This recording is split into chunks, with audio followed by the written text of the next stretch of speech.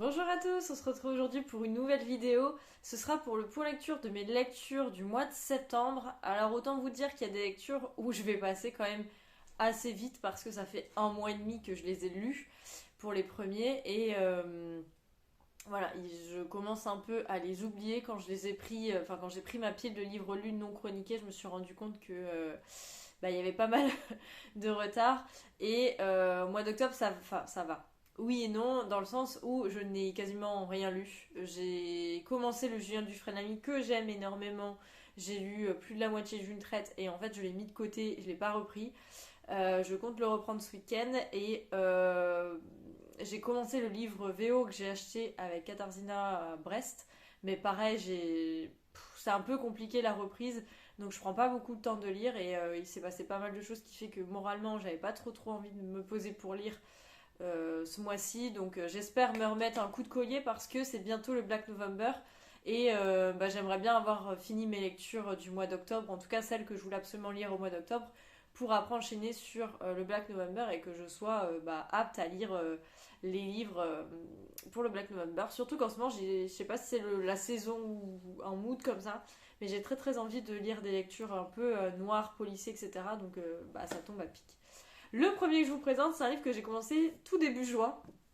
C'est Pachinko de Min Jin Lin chez Charleston. Je l'avais commencé en juin pour. C'était un des premiers livres que j'avais commencé pour Lison l'Asie.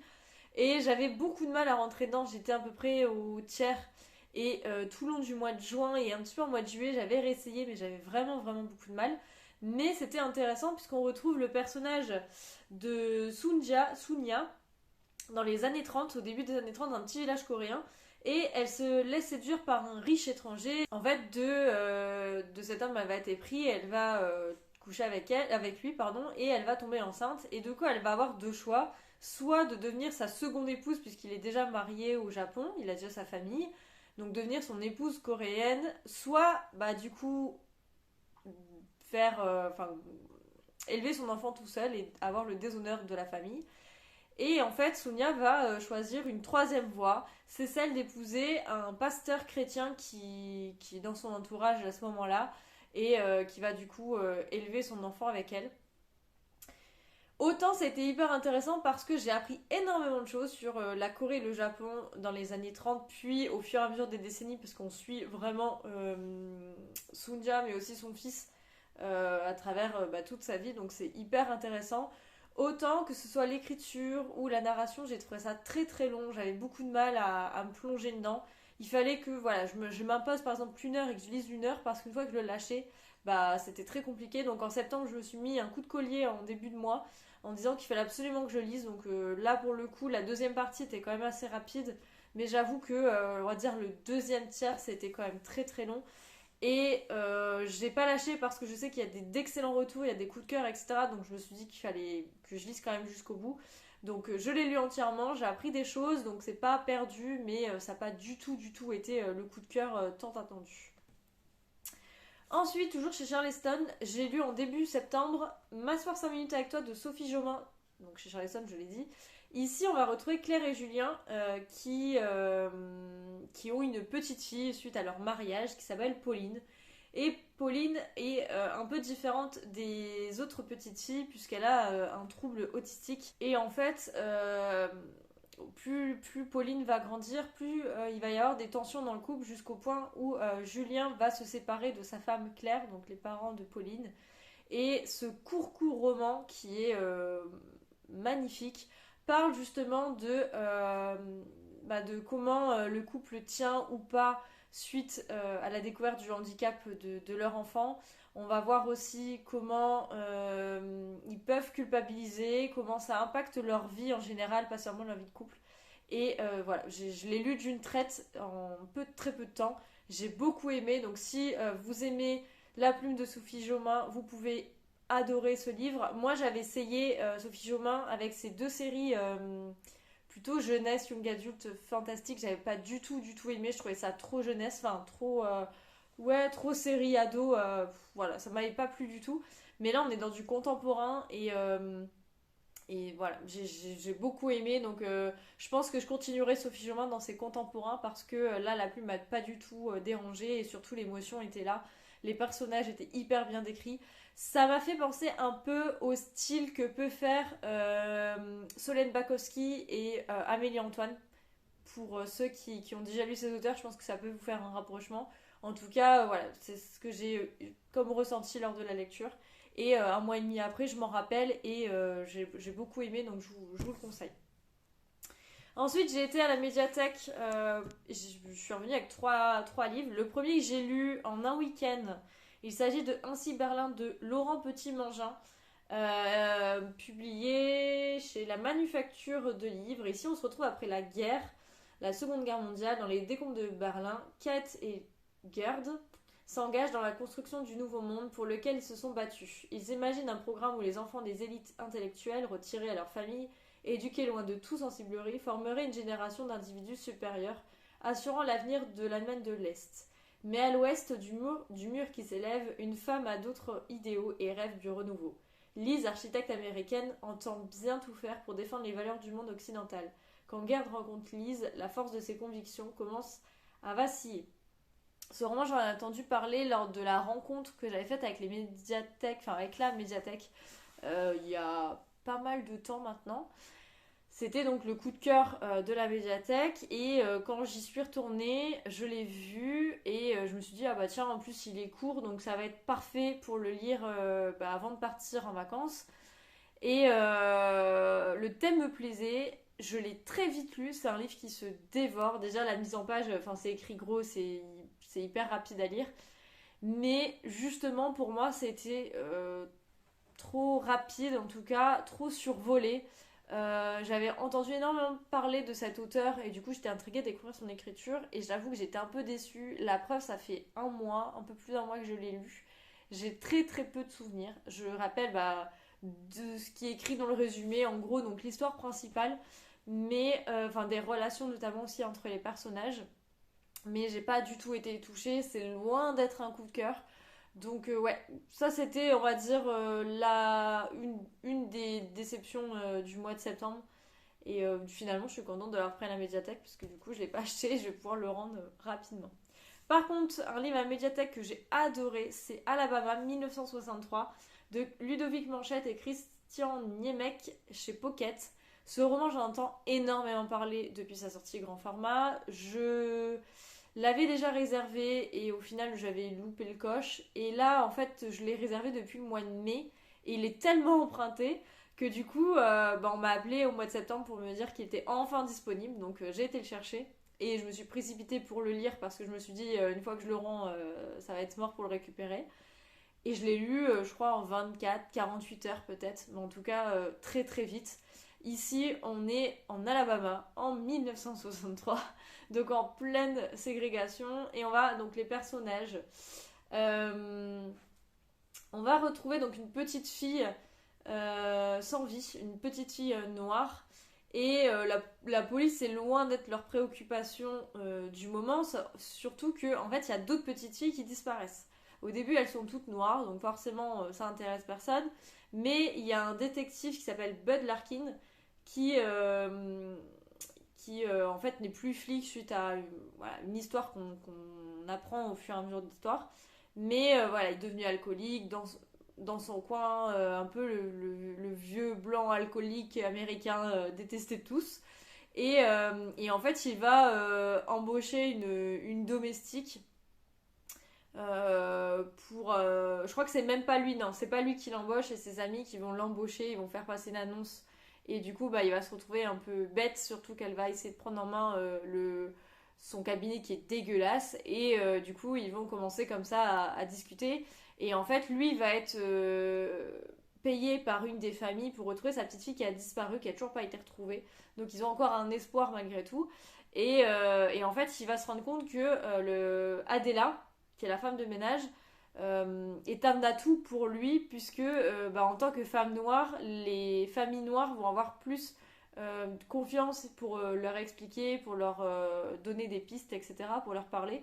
Donc il va emmener Adela dans les familles pour essayer d'en savoir plus et d'enquêter sur les disparitions et les meurtres de ces petites filles noires. Et c'était hyper intéressant. On y voit donc la ségrégation. Il y a une enquête aussi qui est intéressante. Mais voilà, c'est surtout le contexte sociétal qui est hyper intéressant. Les personnages sont hyper touchants. Voilà, du début à la fin, ce roman m'a plu, je l'ai dégommé. Il est hyper bien. Je sais, au vu des avis, que la suite qui doit être Americana, je pense. Enfin, pas la suite, hein, le nouveau roman des deux auteurs a eu beaucoup moins de critiques positives. Mais voilà, après, ils peuvent pas faire des best-sellers à chaque fois. Il faut bien que forcément ce soit des histoires différentes. Et je pense que quand on adore comme ça un roman, après, on a forcément des attentes et c'est plus compliqué que là, c'était le premier, on n'attendait rien du tout de cette histoire. Donc voilà. Là, pour le coup, je comprends les avis dithyrambiques que j'ai vus depuis sa sortie en grand format. Et si vous aimez l'histoire de ségrégation, l'histoire de disparition, etc., c'était hyper bien. Et j'ai beaucoup aimé ce duo d'enquêteurs assez spécial pour les années 60.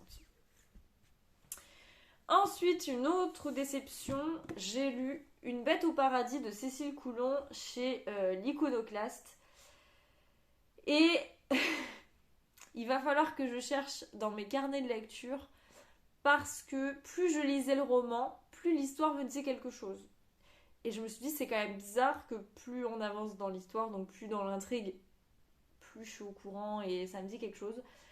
Donc il se peut que je l'ai lu, mais si c'est ça, c'est encore pire que prévu, puisque ça veut dire que je l'avais complètement zappé, même l'histoire du début. On est dans un roman noir avec le personnage d'Emilienne, qui est la doyenne de la famille, qui vit au paradis, qui est une ferme isolée au bout d'un chemin. Et c'est là qu'elle élève seule ses deux petits-enfants, Blanche et Gabriel, puisque leurs parents sont décédés dans un accident de voiture quand ils étaient plus jeunes. Et, et Blanche, en fait, l'adolescence arrive, elle tombe amoureuse d'un garçon qui s'appelle Alexandre. Et le problème, c'est qu'Alexandre a beaucoup d'ambition à l'extérieur de la ferme. Blanche, quant à elle, sait que sa grand-mère vieillit, elle est très attachée à la ferme, le paradis, et du coup, leur histoire va être un peu compliquée. Donc ils vont se séparer. Il va y avoir aussi un domestique, je sais plus comment il s'appelle, enfin je sais plus si on appelle ça un domestique, mais quelqu'un qui va travailler là-bas, qui lui admire Blanche et est très jaloux de sa relation avec Alexandre, qui va être présent tout au long du roman. Et on va voir aussi la noirceur, que ce soit d'Emilienne, mais de Blanche. Vraiment, c'est très particulier. De un, je me suis ennuyée. De deux, j'ai pas trouvé ça hyper exceptionnel, hyper original. Et comme je vous l'ai dit, en fait, ça me disait énormément quelque chose. Donc, soit ça me rappelle un livre que j'ai lu, et du coup, c'est peut-être là l'origine de ma déception. Soit je l'ai lu, et déjà à l'époque, j'avais pas trop apprécié au point de l'oublier. Donc, j'essaierai quand même je répertorie toutes mes lectures normalement depuis 2014 ou 2015. Donc, je vais essayer de regarder peut-être à la date de sa sortie parce que du coup ça me semblait bizarre. Il y avait notamment un événement, un rebondissement dans cette histoire où je me suis dit mais je l'ai déjà vu ça. Donc voilà, très mitigé, une lecture très spéciale parce que du coup je sais pas, mais ouais, si vous débutez le roman noir, ça peut être intéressant parce que c'est vraiment voilà, la noirceur j'allais dire des sentiments, mais la noirceur de l'être humain. Mais si vous êtes habitué au genre et que vous l'avez pas lu pour X ou Y raison, bon, je pense que vous pouvez passer votre chemin. Ensuite, j'ai lu pour la lecture commune faite avec Séverine sur Twitch un Lisa Jewell et moi j'ai pris Ils sont chez nous, donc chez Hauteville. Ici, on est dans comment on appelle ça, un thriller domestique, je vais y arriver. Avec une alternance entre le passé et le présent, puisque je ne sais plus en quelle année, il y a 25 ans, enfin 25 ans avant le moment présent du livre, on va retrouver le cadavre de 3 adultes et un bébé abandonné dans son landau. Et donc ce bébé, on va le suivre 25 ans plus tard, puisque ce bébé va hériter de la maison dans laquelle vivaient ces 3 personnes. Et on va se rendre compte qu'en fait c'était un couple avec leur enfant et qui habitait avec un autre couple avec leurs enfants. Et on va voir qu'il y avait une relation très spéciale entre les deux couples et du coup aussi entre les enfants. Et 25 ans plus tard, on va aussi suivre une des filles du couple qui est décédée il y a 25 ans. Et du coup, voilà, on va aller là-dessus et essayer de revenir 25 ans plus tard pour comprendre ce qui s'est passé, euh, qui a tué qui et ce qui s'est passé dans cette maison il y a 25 ans. Et j'ai trouvé ça hyper intéressant. J'avais lu, comme toi, il y a 3 ans, peut-être 2 3 ans. J'avais énormément aimé. Tu vas mettre ta tête longtemps devant la caméra?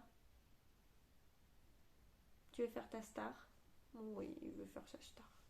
C'est vrai que c'est l'heure du câlin. Donc ouais, j'avais beaucoup aimé comme toi, je l'avais dévoré, je trouve que c'est un roman, il n'y a rien de très original ou de très novateur, mais je passe toujours un bon moment, c'est un bon divertissement, c'est une bonne lecture quand vous voulez, une lecture assez rapide qui vous plonge dans l'histoire, une fois que vous êtes dedans, vous êtes en plein dedans, il y a le suspense, les personnages sont hyper bien faits, donc ouais, j'ai trouvé que c'était une lecture très sympathique et si vous aimez les thrillers domestiques, bah, il faut forcément lire Lisa Jewell parce que c'est une bonne autrice dans le genre et je sais que quand je veux une histoire comme ça, un thriller domestique, bah, je me tournerai pour lire la suite de ces romans. En parlant de références, j'ai lu Gattaca de Franck Tillier chez Pocket, qui est la suite du Syndrome E, donc qui est la suite aussi de la série de Charcot et Enbel que je lis, donc normalement un roman par vacances, donc un roman par an en général. Et donc ici c'est autour de Gattaca, et j'étais mitigée en le commençant, puisque j'avais pas trop aimé Syndrome E. Alors j'attendais des réponses par rapport à la fin du Syndrome E, mais l'enquête en elle-même, c'était celle qui m'avait un peu moins plu, et donc j'avais un peu d'appréhension. Et là, j'ai adoré cette histoire. J'ai trouvé que, voilà, il est super gros, mais je l'ai lu très très vite. Bon, en même temps, j'étais en vacances, j'avais pas beaucoup d'autres occupations. Et donc ici, on retrouve la suite directe, en fait, de ce qui s'est passé à la fin du syndrome E. On retrouve Lucie et Charcot, enfin Franck. Il y a des choses où forcément je pourrais pas vous parler parce que du coup ça spoil entièrement la fin de Syndrome E, donc dans le résumé je vais volontairement omettre des choses, mais on va notamment, enfin on, Charcot va enquêter sur le meurtre d'une jeune femme qui était assassinée dans un enclos pour singes. Et en fait, la particularité de ce labo, c'est que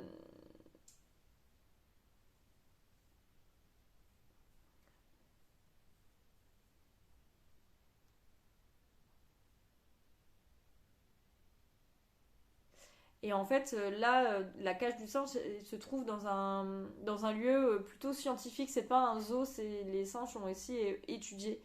Et on va plonger au cœur de l'ADN et de la violence, de la transmission aussi génétique.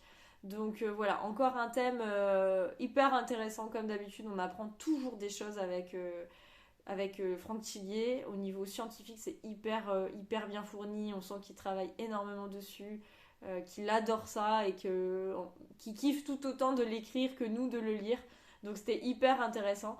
Et du coup, je vous le recommande, mais soit vous lisez dans l'ordre et il n'y a pas de souci, soit au moins lisez Syndrome E avant celui-ci, parce que il y a vraiment, il y aura encore plus d'impact celui-ci si vous lisez du coup Syndrome E, sinon vous allez louper pas mal de choses. Même si les éléments qui ont un lien avec Syndrome E sont quand même plus ou moins résumés dans celui-ci, voilà, c'est quand même mieux de passer par Syndrome E avant de lire celui-ci. Donc voilà, c'est tout pour ce point lecture du mois de septembre. J'avais commencé un livre que j'ai pas fini, donc je vous en reparlerai dans le point lecture d'octobre. Et j'espère que j'arriverai à lire là sur la deuxième quinzaine d'octobre pour au moins vous faire un bilan intéressant. Mais quoi qu'il arrive, il aura le Julien Dufresne-Lamy qui est excellent. Donc quoi qu'il arrive, je vais vous faire un point lecture et je vais adorer vous le faire. En attendant, je vous laisse. N'hésitez pas à me dire si vous avez les mêmes avis que moi sur les livres que j'ai lus, si vous les avez lus. Et si je vous ai donné envie de lire l'un de ces livres. En attendant, je vous laisse. En tout cas, on vous laisse. Et je vous souhaite de très très bonnes lectures. Ciao!